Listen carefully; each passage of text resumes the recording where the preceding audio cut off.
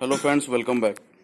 दोस्तों, आज के इस सेशन में हम फ्रांस की कंपनी बिटवीन के मॉडल नंबर माई बाइक को रिव्यू करेंगे और जानेंगे इसकी डिटेल स्पेसिफिकेशंस। तो चलिए फ्रेंड्स, स्टार्ट करते हैं।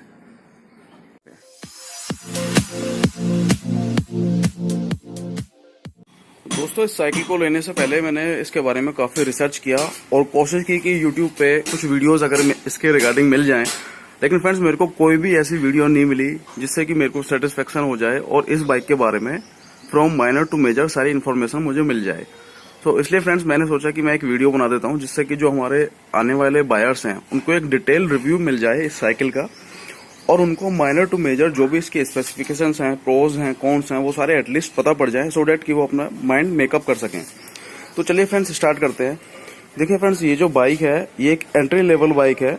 बिटवीन जो हमारी साइकिल बनाने वाली कंपनी है फ्रांस की, उसका ये एंट्री लेवल मॉडल है, यानी कि बिटवीन साइकिल में जो साइकिल से स्टार्ट होती हैं वो इस मॉडल से स्टार्ट होती हैं और जिसका मॉडल नेम है माई बाइक।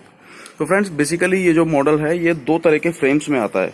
फ्रेम्स हम जानते हैं, ये जो पूरा आप देख रहे हो ये सब फ्रेम में काउंट होता है।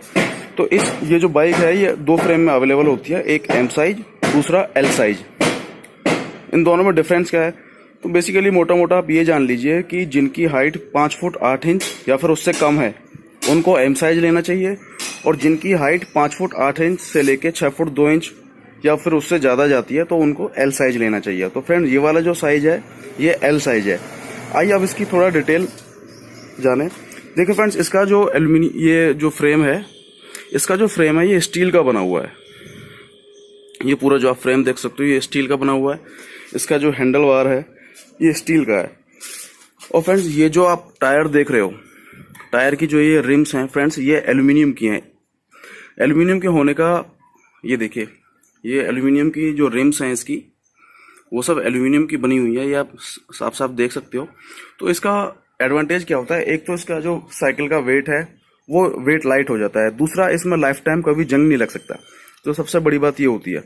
और फ्रेंड्स दूसरी बात जो ये है कि स्टील फ्रेम होने की वजह से इस बाइक के साथ आपको लाइफ टाइम वारंटी मिलती है इसके फ्रेम की, हैंडल बार की, इसके स्टेम की, और ये जो हमारा रिजिड फोर्क है इसको हम रिजिड फोर्क बोलते हैं। अगर सस्पेंशन होता है तो उसको सस्पेंशन फोर्क बोलते हैं, लेकिन इसमें सस्पेंशन नहीं है तो ये रिजिड हुआ। और रिजिड फोर्क की इन 3-4 चीज़ों की आपको लाइफ टाइम इस साइकिल के साथ वारंटी आपको मिलती है। और फ्रेंड्स ये देखिए, ये सिंगल गियर साइकिल है, इसमें कोई गियर्स नहीं है, ये देखिए। और लुक वाइज अगर आप देखो तो बहुत ही अच्छा लुक है इसका, व्हाइट कलर में। बहुत एंट्री लेवल बाइसिकल है। आपको डे टू डे वर्क के लिए, अगर आपको घर से मार्केट जाना है, मार्केट से घर, या फिर 8, 10, 12, 15 किलोमीटर की आपका डेली रन है, तो आप इसको बड़ी ही इजीली यूज कर सकते हो। इसका जो फ्रेंड्स मैं आपको बता देता हूँ, इसमें जो एसेसरीज है, एसेसरीज इसके साथ कुछ भी नहीं आती, आपको सारी एसेसरीज अलग से लेनी पड़ती हैं। इनफैक्ट ये जो आप बेल देख रहे हो ये भी आपको अलग से लेना पड़ेगा।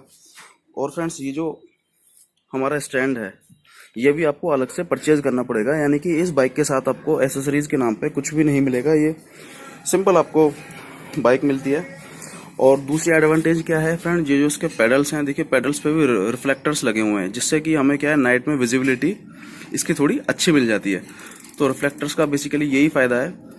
और ये आप देख सकते हो यहाँ पे हम अगर चाहें तो बोतल को माउंट कर सकते हैं, जैसे ट्रैकिंग पे जाते हैं या फिर लॉन्ग रूट पर अगर हम जाते हैं तो बोतल को हम यहाँ पे माउंट कर सकते हैं।